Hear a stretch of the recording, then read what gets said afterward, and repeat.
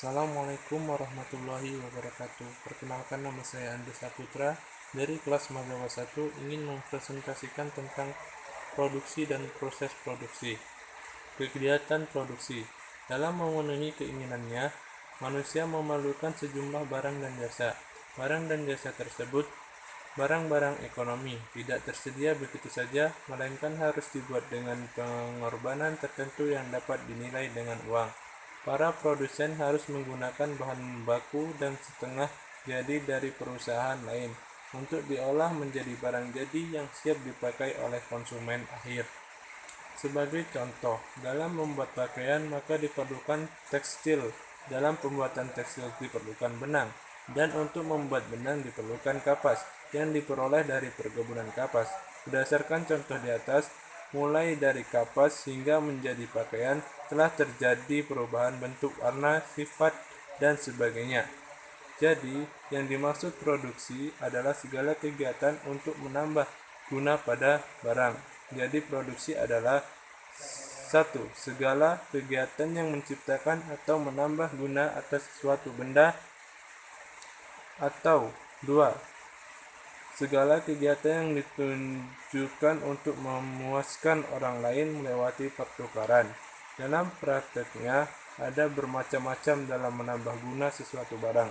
Oleh karena itu, dikenal adanya guna bentuk, tempat, waktu, milik, dan jasa.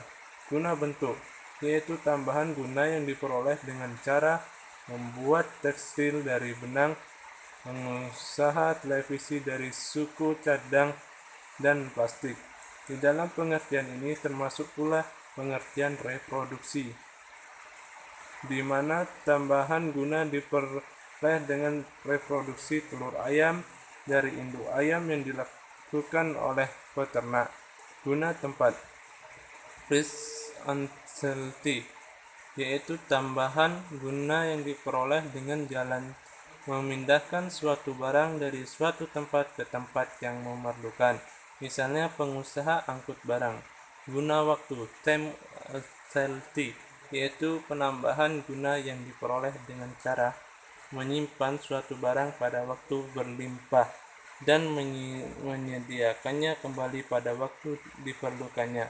Misalnya pengusaha jasa pergudangan, bulog atau dolok, atau pedagang pengumpul yang membeli beras pada waktu panen dari petani dan menjualnya kembali pada waktu di pasar kurang persediaan. Menyimpan sesuatu barang pada waktu berlimpah dan menyediakannya kembali pada waktu diperlukannya.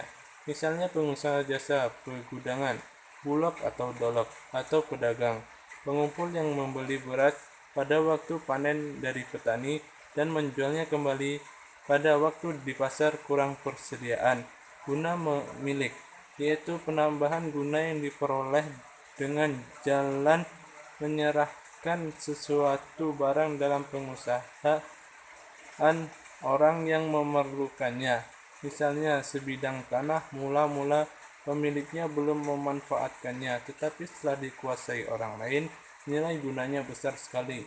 Guna jasa revisi utility, yaitu penambahan guna yang diperoleh karena suatu kegiatan yang berlangsung bersamaan dengan pemakaian jasa tersebut. Misal kegiatan yang dilakukan dokter, ahli hukum, dosen, dan sebagainya. Dengan demikian, produksi dapat diartikan sebagai kegiatan menghasilkan barang dan jasa yang ditunjukkan untuk memuaskan kebutuhan orang lain melalui pertukaran atau perdagangan. Bagaimana jika produksi untuk kebutuhan sendiri termasuk produksi?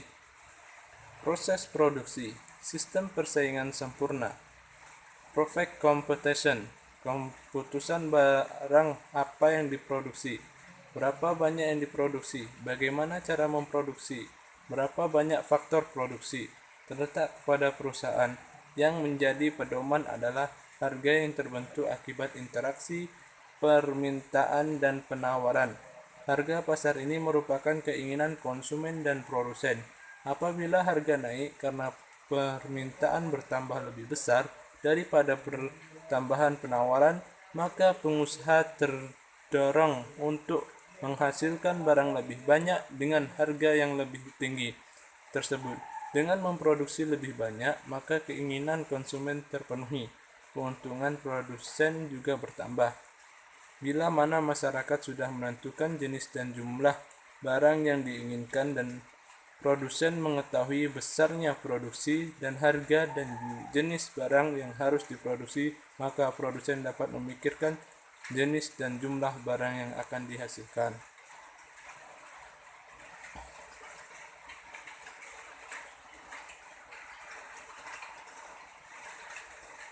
Faktor produksi. Untuk menghasilkan barang dan jasa diperlukan barang-barang lain dalam bentuk yang lain yang terdapat di sekitar manusia.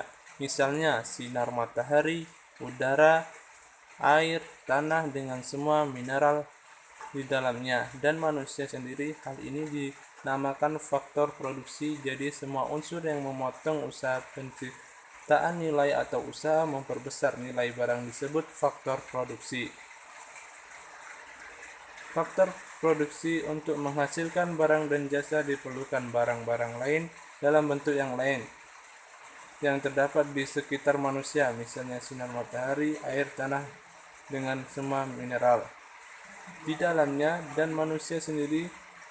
Hal ini dinamakan faktor produksi. Jadi semua unsur yang menopang usaha penciptaan nilai atau usaha memperbesar nilai barang disebut faktor produksi. Sebagai ahli ekonomi membagi faktor produksi dalam dua kelompok besar, yaitu modal dan tenaga kerja. Modal tersebut dalam modal buatan manusia yang terdiri dari bangunan, mesin, jalan raya, dan kereta api. Bahan baku persediaan barang jadi dan setengah jadi dalam gudang dan lahan. Sinar matahari sangat penting dalam proses produksi. Pertanian, perikanan, peternakan, dan kehutanan, namun kurang penting dalam proses produksi industri. Tenaga kerja terbagi dalam tenaga kerja dalam arti sempit dan kewirausahaan sebagai kemampuan manusia untuk mengorganisasi faktor produksi lain beserta resiko yang diperlukannya berupa keuntungan dan kerugian. Dengan demikian, faktor produksi terdiri dari 4 macam, yaitu modal, lahan, tenaga kerja, dan kewirausahaan. Mungkin hanya itu yang bisa saya sampaikan. Terima kasih. Syukran. Wassalamualaikum warahmatullahi wabarakatuh.